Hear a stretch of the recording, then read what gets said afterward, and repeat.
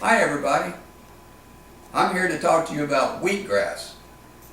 Wheatgrass, what the hell is it and why is it gaining so much popularity? And why are we sitting here talking about it? Well, this right here is some real live genuine wheatgrass, folks. Kind of looks like grass, doesn't it? Smells like grass, even feels like grass. Well, it's actually in the family of the common wheat plant. Some scientists back in the 1930s used it to nurse dying hens back to health. They supposedly recovered and also produced eggs at a much higher rate than his other healthy hens. He then started drying it, turning it into powder, and giving it to all his friends and family. And being a natural salesman, he peddled his results to grist mills, chemists, and the food industry.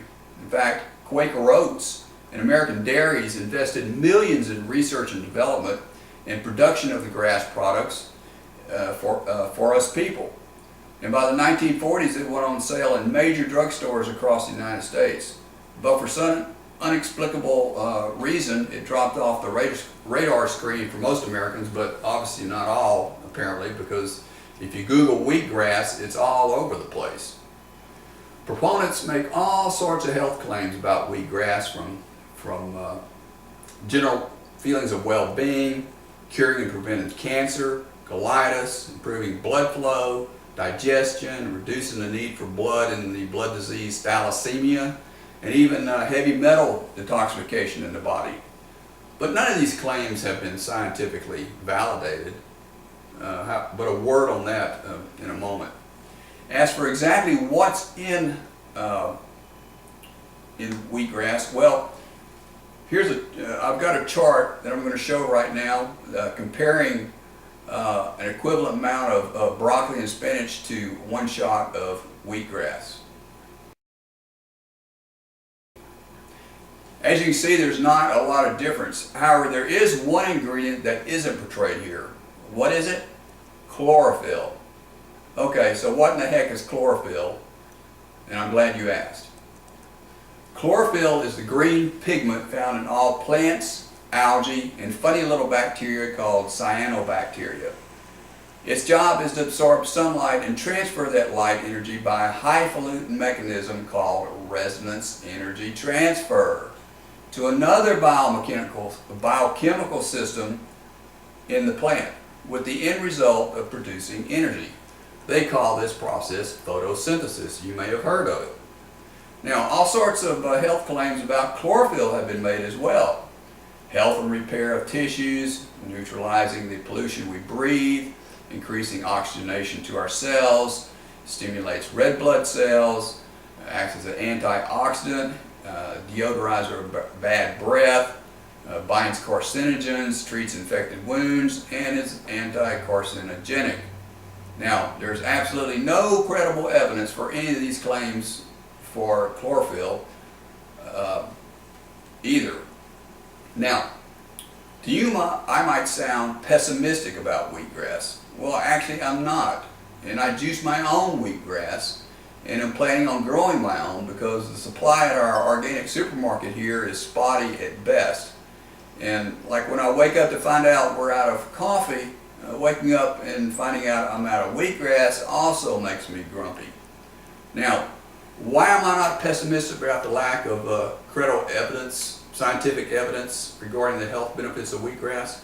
Because as a medical professional myself for over 30 years, I've learned that it is virtually impossible to conduct a reliable study on something like wheatgrass. You could do it theoretically, but it would cost hundreds of millions of dollars. To make my point, consider this. I have lost count of the number of times that landmark, expensive, peer-reviewed studies by big pharmaceutical companies on diseases or drugs have been overturned later on by just as landmark, just as expensive, and just as peer-reviewed studies. Why is that? Simple. Because no two human beings are alike in genetics, stages, or degrees of health, their environmental influences that they're exposed to, their diets, or how they respond to different drugs or scenarios cooked up by the pharmaceutical companies. What did he just say? Huh? Okay, let me explain by throwing out what I feel would be a fairly reliable study on wheatgrass. First, find 1,000 people of the same race, same genetics, have the same lean body mass and fat composition, same surrounding environment, eating the same diet, and all having identical health. I don't even know how you would quantify identical health, but that would be one of the prerequisites.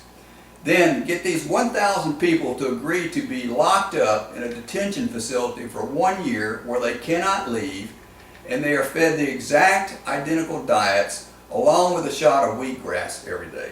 Then, after 1 year, we'll tabulate the results. Now, what do you think the odds are of such a study being conducted? If you said nada, you would be correct. But what I do know are that the majority of nutritionists these days are recognizing that fruits and green leafy vegetables are healthier than those that don't eat these. Well, is wheatgrass green? Is it leafy? Is it not a vegetable? Besides, why would all these people make up all those stories about the benefits of ingesting it? There's people out there who would sell their own mother to get some of the stuff. So, since I can't bring myself to eat the recommended 2 pounds of green leafy vegetables every day, I'm juicing mine. And I prefer to juice wheatgrass than say something like bitter spinach. Besides, I just like it better. It's got a natural sweet taste to it. So, I just like the taste of it. And that chlorophyll really does improve your breath. And now my wife will even let me kiss her.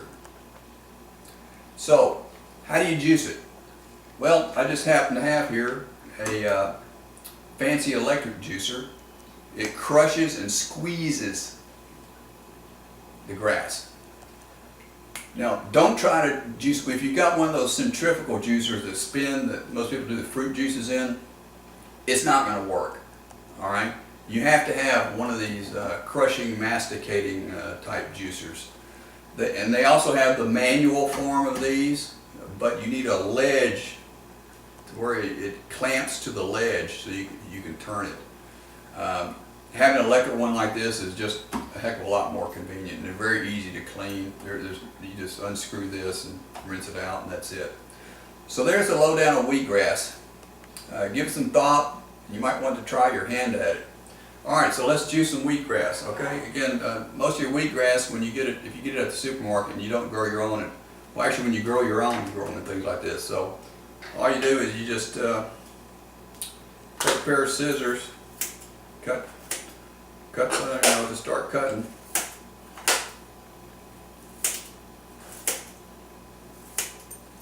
It's like mowing the lawn. Okay, so now you got a pile of grass there. All you do is you start shoving it in there. Turn it on. Got a little plunge there to get it started.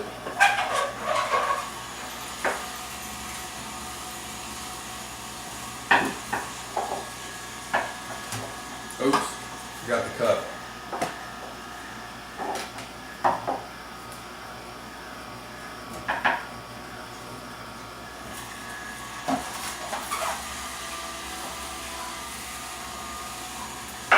And the pulp comes out there, and I guess if you're into gardening, you could add that to your mulch.